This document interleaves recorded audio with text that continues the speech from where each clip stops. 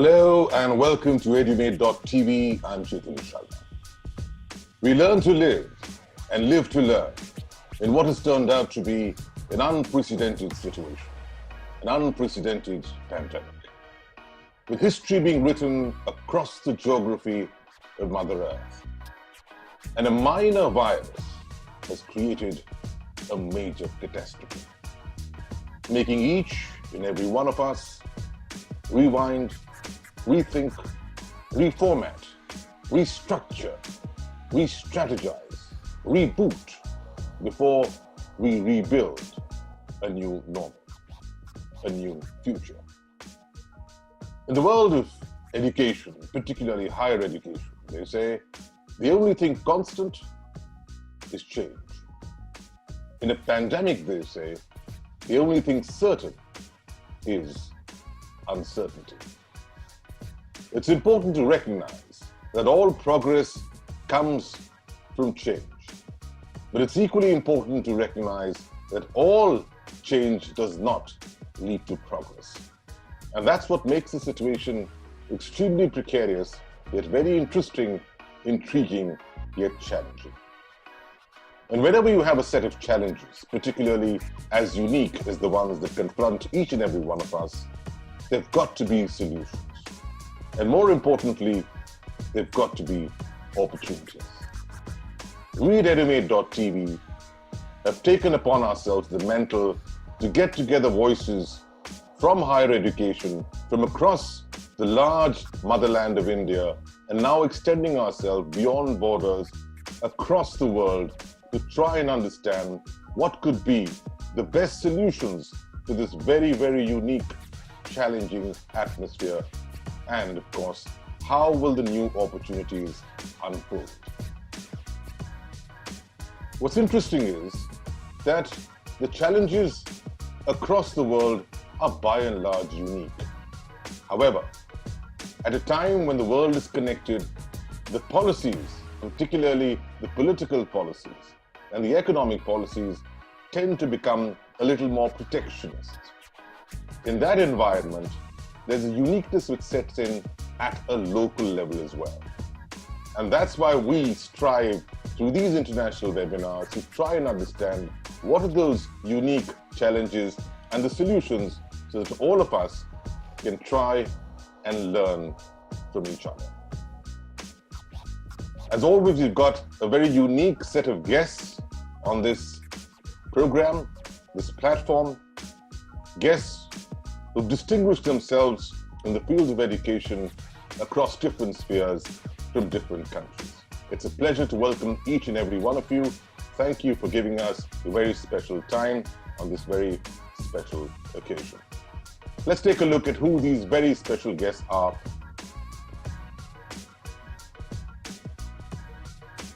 Indeed, a very, very warm welcome to each and every one of you. What a host of luminaries that we have today on our panel. But indeed, for edumate.tv, it's a pleasure and a privilege that you could spend some time with us. And we look forward to some very interesting times and some very insightful comments. We're going to divide this webinar, this symposium, this colloquium into two parts. Part A will deal with challenges and solutions, and Part B will deal with opportunities.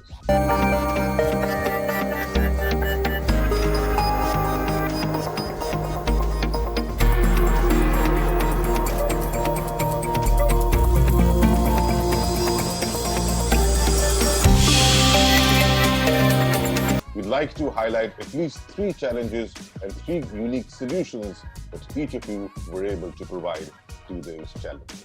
I wanted to start my discussion that we all knew that we are all going through an uncertain period even before the COVID hit. We all have read the books on VUCA, but we never experienced what VUCA is all about. We have never seen that. We have understood the word about volatility, uncertainty, chaotic and ambiguous. But when April came, we never took things that seriously, not knowing what's in store for us. And we were thrown completely off track. We were, as a university ourselves, we were absolutely taken by a surprise what things are coming for us. And the unique challenges that we faced though I cannot restrict to three, but I will begin with some. One, we understood that adapting to a new and sudden and unexpected change is the key mantra of survival. If we are not able to adapt to things which we are not prepared for, our survival may be at stake, not only today, but in future. Of course, we moved on to a digitization, we moved on to digital platforms, but there we faced another severe challenge, managing expectations. And these expectations were not only the expectation of the students, but all stakeholders. Students were not prepared of what is going, they were not having friends anymore. Parents were not able to handle their kids.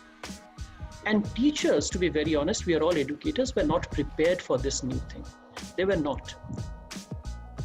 The related challenge was on the content. We all started online platform by simply converting the content which were meant for face-to-face, and we went on to digitize that content, but sadly that content was never made for an online teaching environment. And that was one of the major challenges that we faced, as a result of which the third related challenge came up, and that is how to engage our students in a platform which is so distant. Distraction was a major key when it came to the student, who were never ever prepared for these kind of a situation which would come to them. One of the major challenge which not only we but others will be facing is, number one, on the financial stability. That's a serious matter, on the financial stability, and we are not getting into the depth of it, but we have to reimagine and rethink how the financial models are going to work.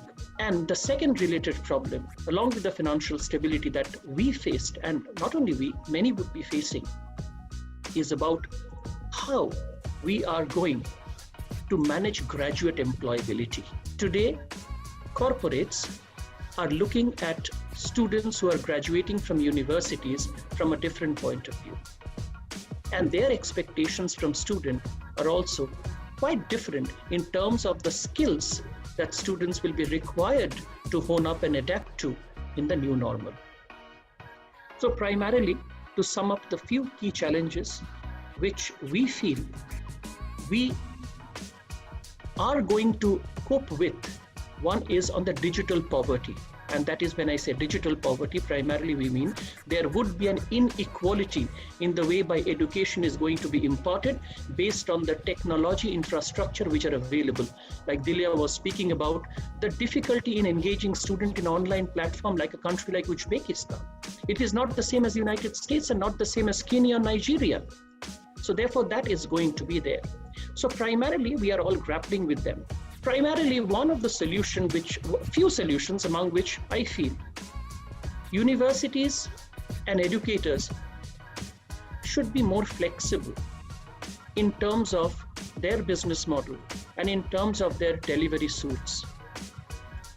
A flexibility in terms of changing to the new normal and moving from the rigid brick and mortar model will be very useful in coming days.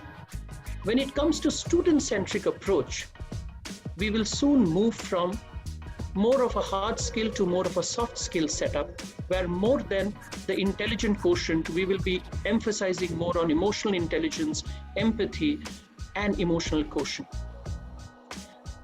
One of the solutions that I figure out, I mean, this is not something thinking out of the box, but thinking without a box actually. We all have to take the roles of student and we all have to take the role of educator. What does it mean? We should not be restricting teaching and learning in the realms of a teacher and a student. Students can also start teaching their peers. Student can also start teaching students of lower grades.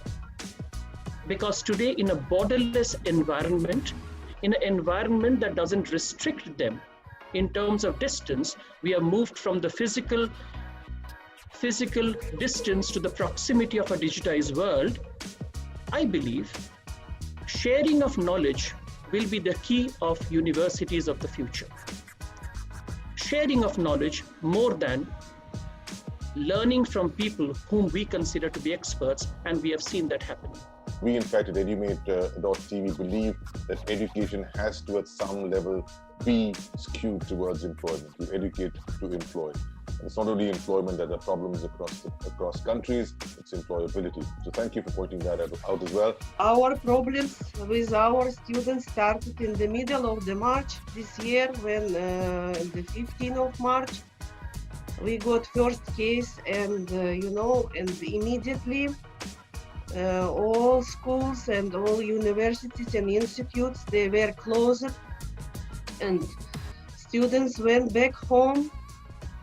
And the management staff of our university, not only our university, they started to think what we can do, how we can teach to our students, how we can connect with them, because unfortunately our country, we are facing big challenges and problems with internet connection and internet facilities.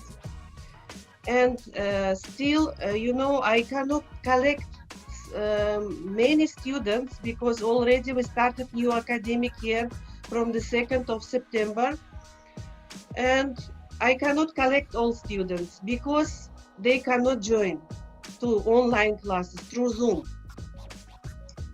Why? Because their first families facing problems with income, because many parents, they lost job and they cannot pay for internet traffic. And in my country, internet connection is little bit expensive. Students, they're complaining that Zoom eating too much traffic. In this case, in this way, the management staff of our university found solution. First, our IT specialists, they opened special, platform where we, teachers of different departments, we fill this platform with video lectures, with tests. So, and just to help to our students. And second thing, again, because of a bad internet connection and internet problems, and we have 11 regions, and each region, they have local governments, and those local governments, with support of the Ministry of Higher Education, they open special rooms, and where is the students can come and download to the flash card, materials which they need for study. As I told you before, our problem started in the March month, and June month, it is like final exams and thesis defending time for us in our country. And because students, they were at home, still they're at home, we couldn't collect their, bachelor degree theses and master degree theses. And it was very difficult for us. So it was also one of the big challenges. And after that, we decided that master degree students, they will defend their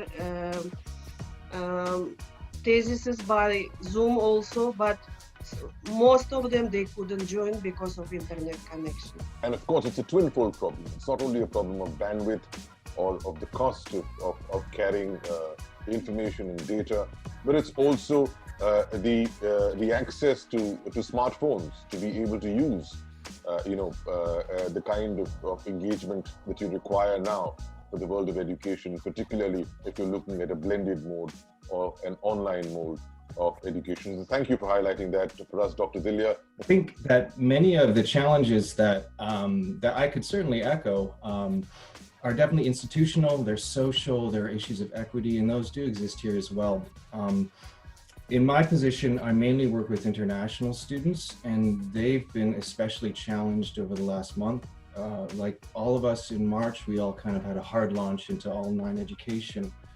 Many of our international students, being so far from home, They faced social and emotional issues and isolation. Many of them had economic hardships. They had income and revenue streams that were disrupted or cut off altogether. A lot of challenges. And as you mentioned too, there is no lack of challenges these days for anyone in terms of facing this situation within the new normal of COVID-19. What I prepared to talk to you about today was less the institutional challenges, but more really what we see in the classroom as educators and how we've been suddenly challenged to deliver on our mission, which is to educate and prepare students for successful futures. And especially within the classroom, the biggest challenges I think that we've faced is especially with engagement. I think Dr. Arundam mentioned some pretty key comments about that, and the word distance. Also how we share and how we deliver on content, and also how do we assess the learning in a meaningful way that works. And these are really difficult things to do that a lot of us have been put into this new role. And so in terms of thinking of solutions, I have nothing concrete for you today, but what I have learned over the past 6 months, and definitely not on my own, but it's been collaboration, I think, and mediums such as this and these kinds of events, and people sharing their ideas, I think, is a really good starting place for coming towards solutions. Specifically, it is this idea of collaboration that's been especially challenged. My teaching profession relates to teaching language, and language is inherently a collaborative effort and endeavor, and it's very difficult to teach online. We have to, I think, redefine our understanding of distance in this new age. One of the frameworks that's been very helpful for me as a teacher is understanding that online education is something of transactional distance that we can manage and reduce, and really try to improve that sense of distance and engagement that the student feels about their learning process. And we begin by really reflecting on the students themselves. I mean, as a student-centered instructor, we really want to know how the student feels about their learning and how we can make them feel that they're much closer to it. I've understood that, in a classroom, you have your students, you can do group work, you can do all kinds of things to engage with them. But when you're put into an online platform such as this one, or whatever assets that you're able to use, suddenly not only is that distance increased, but you're forced to manage a whole bunch of other different interrelations within that. Many of us, we feel we've gone from being a teacher to suddenly having 10 or 12 other roles thrust upon us. We are teachers now, we are facilitators, we are IT specialists, we're YouTube stars, we're babysitters, we are all kinds of different roles that we've never had to discover before. And I've been able to kind of break it down towards 4 kind of interrelational domains that I feel I can manage. And one of those is trying to manage the relationships that the learner has with other learners, their relationship with me, their relationship with the content, and also their relationship with their interface as well. And that's part of the IT specialization I think we're all getting towards. There's much to be said about this, but I believe that what we've all had to do is kind of reverse our approach to teaching. And many of us, we feel like we're building the ship after it's already set sail. But I think very specifically, making sure that we have structured the learning experience as best we can for learners to individualize it. I mean, we can't control things the way we used to. And I also think that really this is something that I get a lot of disagreement with, but I think when it comes to assessing the learning, we can't really rely on these old methods. And this is just one example of many, but that old secure transactional style of assessment where we're just trying to basically get an invoice of their learning is just not going to function anymore. We have to move towards creating more open assessments and more of a shared approach towards understanding what our students have experienced and how we can move forward to improve on that. You also talked about the need for collaboration. That's exactly why we're here, and that's perhaps one of the big learnings coming out of COVID, I often say that the big C of COVID can only be met by 3 C's, and that's by being corrective, collaborative, and creative. And you've highlighted each of them. I thank you for that. I totally agree with Dr. Arindam when he was telling about disruption and, of course, social distancing. It's one of the things that I really wanted also to tell in my speech, that emotional intelligence is challenge number 1, how we're going to do that and how we're going to actually make our people, so remaining them not the robots who are not only Googling the information, but also making kind of not only emotional intelligence, but also analytical approach when they were studying facts and they try to make their work. And therefore, I really want to start telling that when I received this invitation, I simply made myself a question. So where do we go, and what is the core mission of higher education within pandemic times? And it's really, it's a first challenge for me. So it's something that was not set now. And to make it starkly in the commercial terms, what's our customer value proposition? That's both all of the stakeholders to which my previous colleagues were mentioning: teachers, their employees, students, their parents, and of course the institutions to whom these students would like to go. They are questioning. So do we as the universities offer the right majors within already the pandemic times, and how much of this pandemic is going to stay? And of course, within the digital disrupt, at the same time that my colleague from Uzbekistan was presenting, Ukraine is not here also on the most innovative place. Of course, there is this big social distancing, and there is a lot of information distancing between cities where the big universities and let's say regional entities are situated, but also with those who are in the villages, and we have a huge problems with engaging our communities in that. So coming back to my view is that we still, and we are, to create opportunities for our students, and as many as possible, in order that they discover their talents. So it used to be a motto for and a core mission of higher education, it still exists. However, maybe the action plan should be a bit updated and different. That's my colleague from the United States was already telling us about. Of course, the challenge and the solution for that at the same time is what kind of curricula we are proposing to our clients. Let's call them clients, because here we're not only talking about students. Everyone in the world, and it's a big privilege, is a student.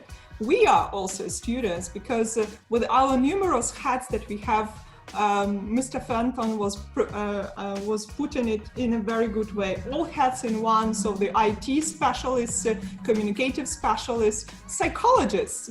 Because we are psychologists at the same time. I would put it also some kind of a showman or showwoman that we have to be, and the show stars, as you were putting it. That something is a challenge for a lot of teachers and a lot of students at the same time, because they are now the stars and they cannot sometimes escape this kind of, for some of them is a burden, but also an opportunity. For many universities, and we see it was a huge problem for my university as well, is how much is going to be the question related with maintaining the enrollment of the students. The problem is that not many of these universities can, and it's still trying with this, let's say, high ranks in everything, in high ranks in research, high rank in the security. So many of my students, my master students, who I'm going to see just in 2 weeks, and in some of them in 2 days from now, they still write to me that they feel the pressure of being insecure coming back to classes, and that's another challenge and also an opportunity, because there is a big problem now how we're gonna disseminate the knowledge and how we're gonna share our experience being at the same time in on-door or outdoor activities, but also inside the class and outside the class activity. That's another challenge. And last but not least, actually, to talk about what, whom, and how to teach. That's a big question. I'm actually making it myself every day. because we believe in that education was something is the most conservative in the world. And it was this kind of the model how we used to operate was stable for a long period of time. And now this structure is totally under the threat. And that's one of my colleagues was telling us is the key solution here is, of course, the adaptability of everyone. Universities that they serve now the knowledge and they share the knowledge to the clients, that they are students of various ages and various groups, to the teachers who should be still continue to feel the motivation of being within the universities, not taking into consideration so many challenges they have. And of course, students, those that we should prepare the new generations and of course to upgrade those who would like to do that with the key skills and key talents that our entrepreneurs or our institutions who would like to hire them would like to take. How to make the university stable? Because now we have Coursera, for example, there are a lot of online courses, so we have a lot of blended learners. So what is it in your university? That's another challenge, and it's a kind of a key challenge for me that I'm questioning now for this symposium. And to tell the truth, I have a reflective answer. To my respect, is something that we should share the knowledge of what we used to be in the classical way, but we also have to go out of the boxes. And that's the only way out we can do that. And of course, we don't have to compete with the online courses, but to take the most from that and include it into something that is universities given. The university is given is something that we call alumni. Alumni is a sense of a leadership, of being related to the community.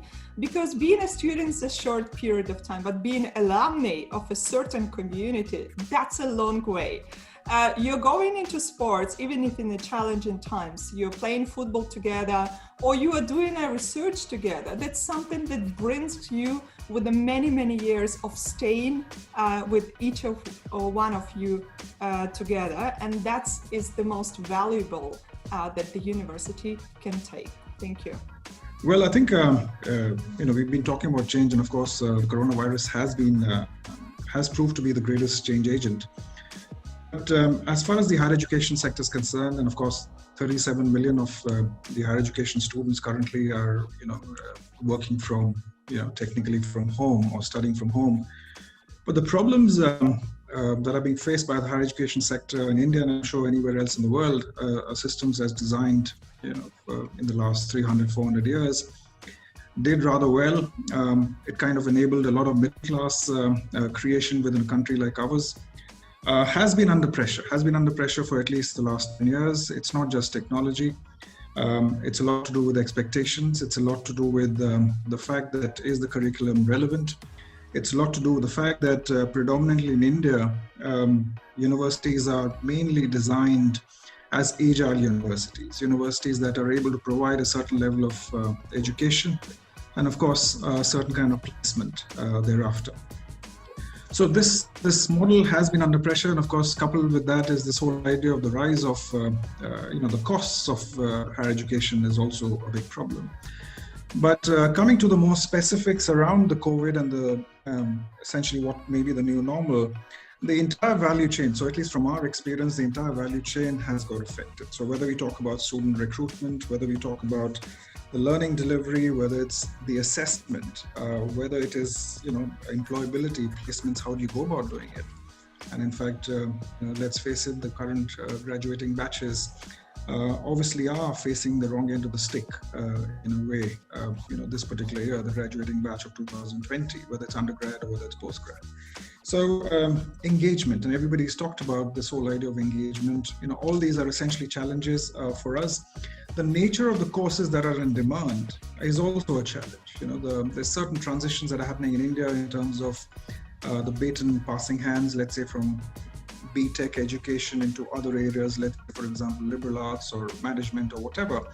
But there's a lot of transition happening over there. And of course, you would notice when students talk about, what's happening, what kind of courses should they be taking, What you also have to remember is this whole element of what I would call as return on investment that is also capturing the minds of many, right? So people are circumspect, people are uncertain, and automatically there's a bit of a tendency to move towards what may be considered as professional courses.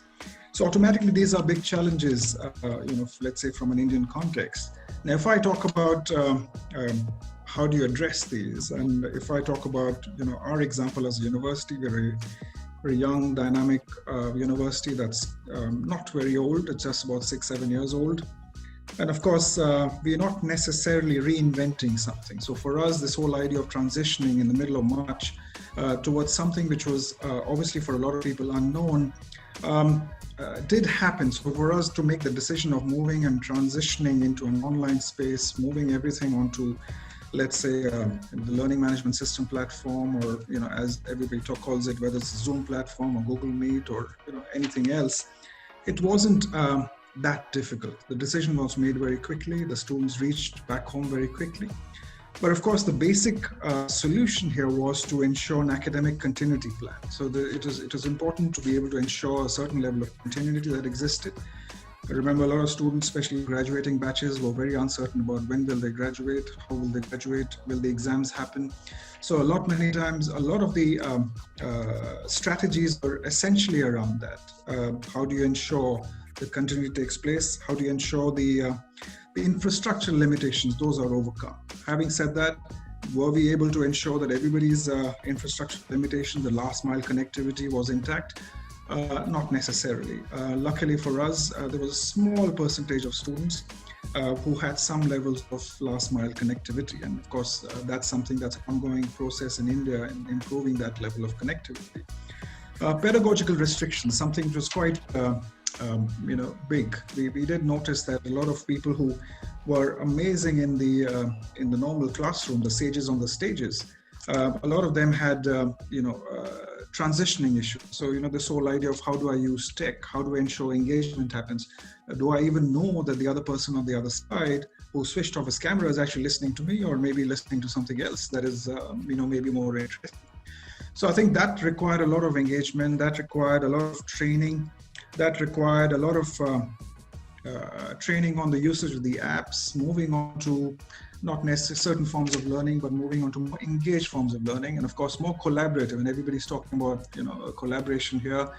How do you kickstart the peer learning process? How do you ensure that learning is not just about what I am saying in the classroom, but learning has a lot to do with what everybody else is doing, having a discussion, the validation.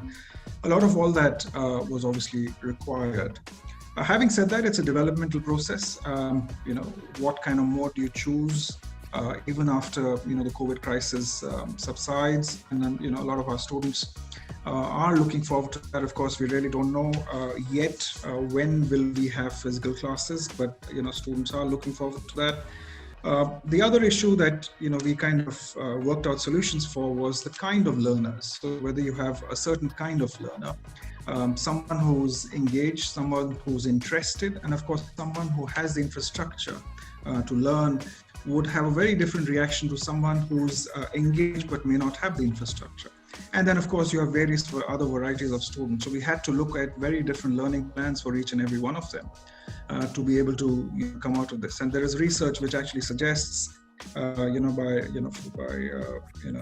Dr. Susanna Loeb, and that got validated in a way with us and in our experience, is that varied learners, depending on whether they're fast learners or maybe relatively slower learners, they'll have a very different experience in the online media. So that also required a lot of change, a lot of difference. But we're still learning. The process is still carrying on. The faculty training, there's a lot of tech tools that keep on coming in. There's a lot of what I would call as peer review sessions, peer learning sessions that not only happen with the students, but actually happen with the faculty as well. So we're quite glad that the faculty have participated in a lot of this kind of learning. They've kind of engaged. They found this medium to be rather new, but luckily the collaborative spirit has also brushed off on the faculty who've been rather collaborative. I think the other word which is very important was ROI. This is the biggest challenge for all of us. I mean, everybody is looking for an ROI. The student is looking for one. The parent is looking for one. All of you as teachers are looking for that. The government is looking for that. The university owners are looking for that. At times when half the people are not getting themselves admission, they're contemplating a gap year. How do you run an organization? So there are so many challenges that are really there. That brings us to the end of our first part of our discussion. We've discussed almost all the possible challenges from across the globe and some very, very interesting solutions. Thank you for highlighting that. We'll take a quick break. When we come back, we'll come back to the more opportune part of opportunity. Stay with us. We may be divided by countries, by languages, by borders, but at the end of it all, we all have one common problem when we educate our children. Our needs are the same. Our desires are the same. Our problems, to a large extent, are the same. Especially in the US, students don't have a problem with phones. However, for them to use phones for a learning purpose is a new phenomenon. Here in Turkey is the risk of inequality in providing educational services to students around the nation. So the biggest challenge that I have found in my experience has been the kind of barrier due to COVID of establishing personal and social connection. We are living in what is known as the VUCA world, which is volatility, uncertainty, complexity, and ambiguity. When you are in an online atmosphere, it's very hard to maintain quality. Mental health also is becoming a serious issues at schools and everywhere that is happening everywhere in the world. As a global community, we have been shaken, shut down, and transformed. All South Asian countries, we have had a chronic sort of underinvestment in education. It gives us an opportunity to have a revisit the concept of education. The biggest opportunity is today we are talking more of a shared learning platform. I think it's an opportunity for the education sector to unite and to build those connections across countries. Educational institutions need to embrace the new normal, as we are terming our panel, in terms of streamlining their decision-making processes. The platforms like we are talking right now, it could never be possible to listen to the concert staying in your pajama, for example, or learning and making a cup of tea or whatever coffee you wanted. Students and teachers, I'm going to call us collectively as learners, all of our digital quotients have definitely gone up significantly in the last few months. I think this is an opportunity for all of us, higher educationists, to be able to work on a model that engages students better. Aside from digitization in Middle East, which I am very happy with, and now when I hire people, I tell them you can work from home because it became like a lifestyle. It is must, and we must note that the future literacy is digital literacy, and digital access is a human right in the times to come, and that's an opportunity. It's really an across the globe symposium. This is Oregon, in Turkey, from Switzerland, the United States, Sri Lanka, in Morocco, in Iran, Bangladesh, Yemen, and Afghanistan, here in Tashkent, in Pakistan, Thailand, in India. Thanking Chetan and Edumate TV for having me and for having this discussion. And for all of my colleagues today, I have learned a great deal. This is a good initiative. It's quite reflective. It's insightful. It's got a lot of specifics, a lot of takeaways. By this symposium, I now met new academic scholars from different worlds, and at the same time, I take the advantage and benefits from their solutions to their challenges in their countries. Platforms like these are giving us the opportunity to share with us, because we're not just thinking of solutions for us, we're thinking of solutions for others. I think you guys are part of that chain, and you're connecting that chain, and I hope this continues. The place to be to get your daily dose from the world of education from India and now progressively from across the world. It's got to be edumate.tv.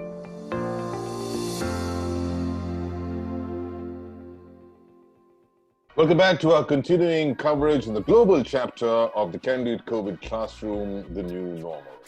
Today is our episode number 5 in our global endeavor to bring minds from the universities as well as the higher education institutes from across the world together on one platform to try and understand the unique set of challenges, solutions that are being faced by all of them. Now, it's time for the third aspect, the more critical and the most progressive aspect, and the one that we all look forward to, and that is the opportunities.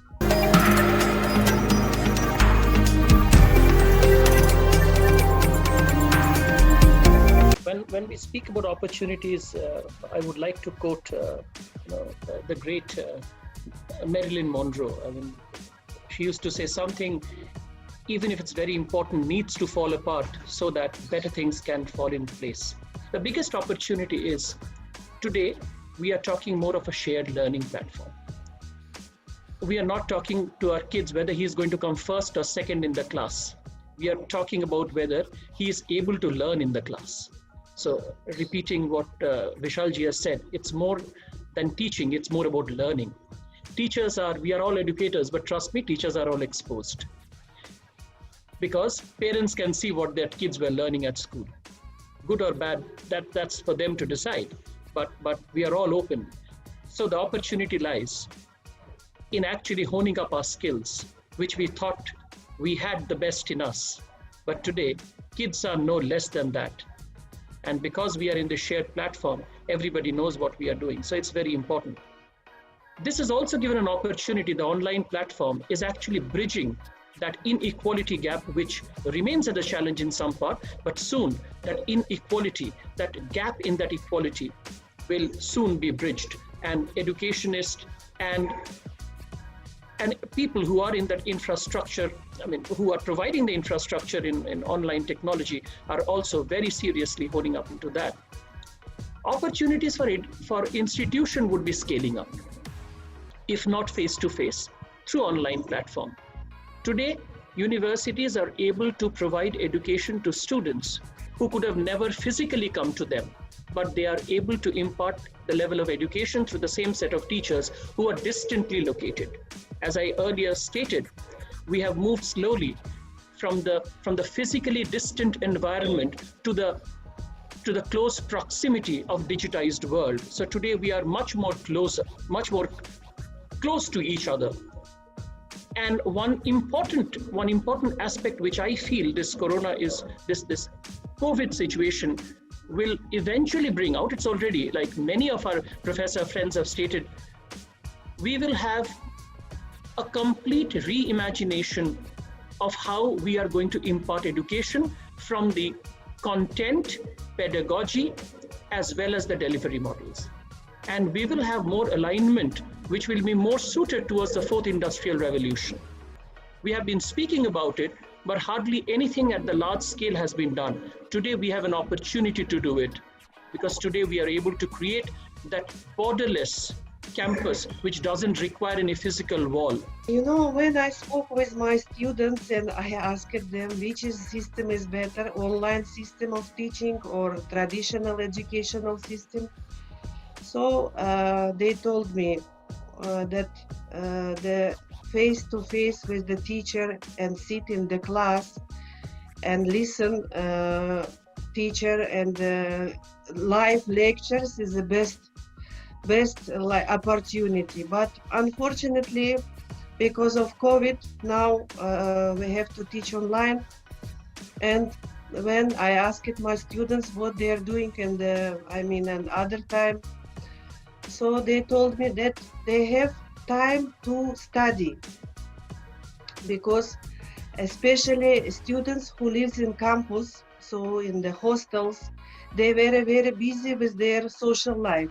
They should go to shop, cook and wash their clothes. And now they told me that they're at home and they have big opportunities to study and read extra materials, extra books.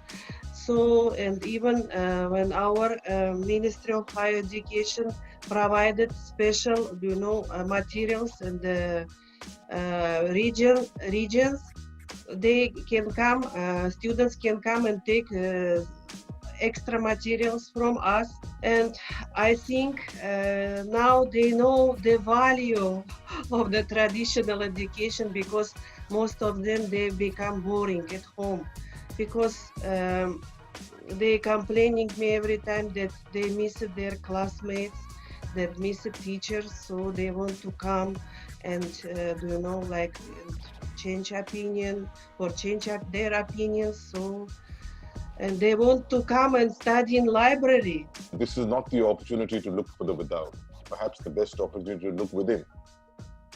The moment you start looking at within, you become a great teacher for yourself.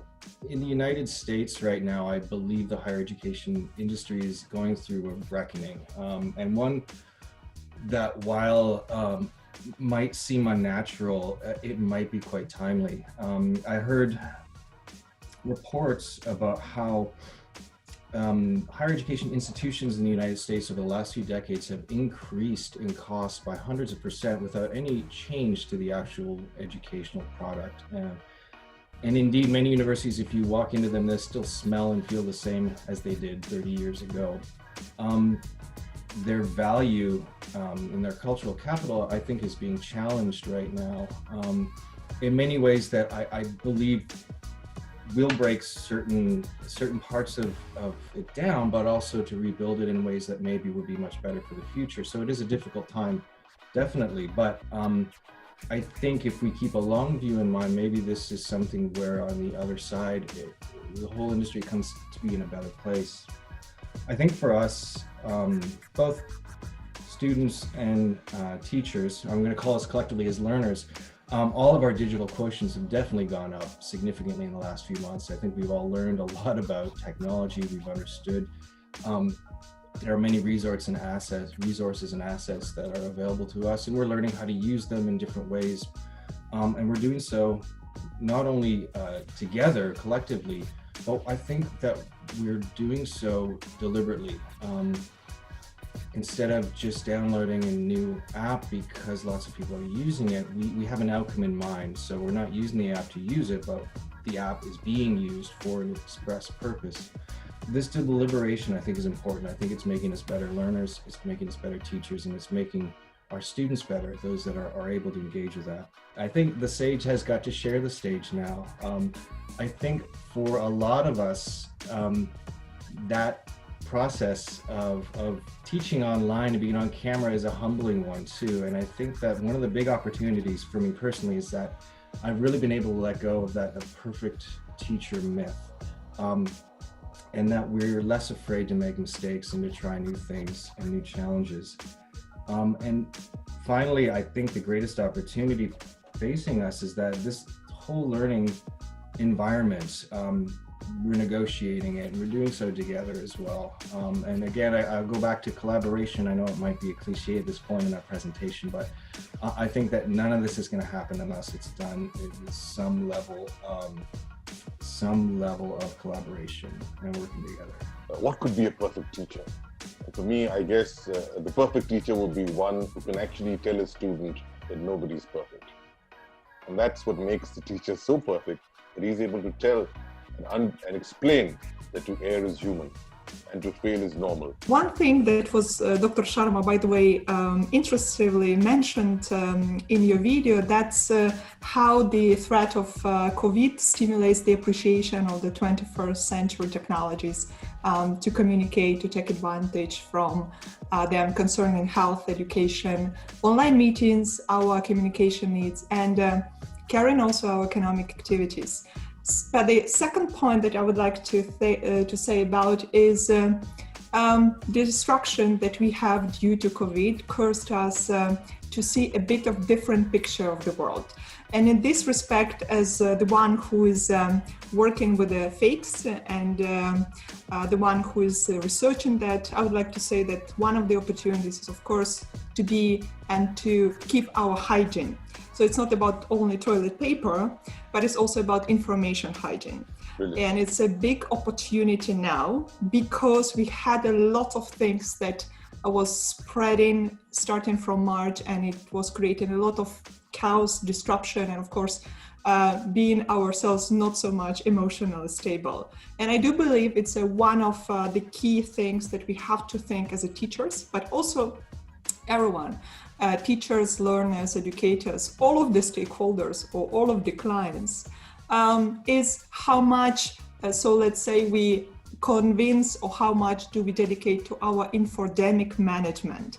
So whether it's within our families, within its online classes, within it's by ourselves, by the way. And another opportunity, and it's something that we should take for granted that COVID provided for us, is the platforms like we are talking right now. The mental hygiene factor which has really been thwarted by a spate of information which has not been credible, has invoked fear, which has been far more dangerous and grave than what perhaps the actual virus is. So I think we're all responsible for that. If I look at it from a national new education policy perspective, if we have to reach a gross enrollment ratio from 26.3 whatever percent to about 50% in the next 10 years, I think you have your answers here now in terms of technology, in terms of immersive learning. That's the only way we can do that. And of course, the government has very ambitious objectives of ensuring at the school level, so which is essentially the primary and secondary school level, if you want to reach 100% gross enrollment ratio. Tech is obviously the answer, but tech in what form? I think that's something that we have to look at. Hand in hand, of course, is this whole idea of the demographic dividend, which easily can become a demographic nightmare, as people have suggested. How do you ensure last mile connectivity? All this will have an effect, a positive one, of course, if you're able to get those loose ends tied up. Obviously, there's a lot of good things happening in terms of setting up of the national educational technology forum within the new education policy. From a nearer perspective, I think we fundamentally believe that it's not that the students don't like learning. They don't like how they're taught. And once again, I think this is an opportunity for all of us as higher educationists to be able to work on a model that engages students better, makes learning paramount, removes this whole level of rote, and technology once again, which has got accelerated now for the last 6-7 months, will also prove very beneficial in that regard. Having said that, I think you will notice a lot of change, consolidation within the higher education sector. In India, you'll see a lot of very interesting collaborations, the ones that you nowadays see in automotive, manufacturing sector. A lot of all this, will have to go hand in hand to ensure that universities are now able to not only look at a localized area, but are able to kind of look at a larger base of students, which also means larger base of programs, and not only at the degree and the diploma level, but also at various other levels, short-term in nature as well. So, definite opportunities for all of everyone in the higher education sector. I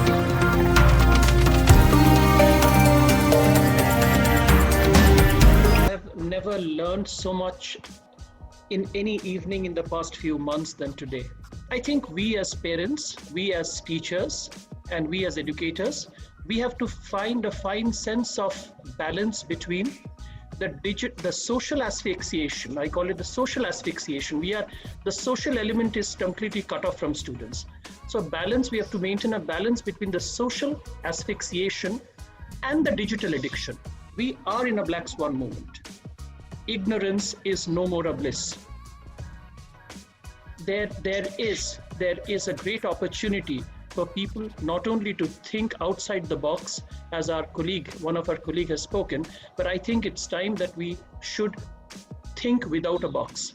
Let's start believing there are no more teachers, there are no more students, there are only learners. The moment we are able in this online platform start believing and make our kids believe and our students believe that we are all learning, the divide, the inequality will be bridged. We all are going through this very difficult phase, very challenging phase, very asphyxiated phase, but we have not lost out. We are still surviving. And we have found out a way by which we can survive. And I think this is something in a lifetime which has taught us that nothing is impossible. Mr. Sharma, and thank you very much to you and to EduMate TV to organize such nice symposium. Now we are facing problems, we are challenging, we are under the challenge. So, and not only students facing problems, also we are teachers also facing problems. And this is today's platform, taught us too much. And I got a lot of information, and I will share this information with my students, with my colleagues, with my friends, how to survive during this very, crisis period. I got the experience, from different countries like Ukraine, USA, and United Arab Emirates, and also India. So thank you very much. I would begin by, first of all, thanking Chetan and Edumate TV for having me and for having this discussion.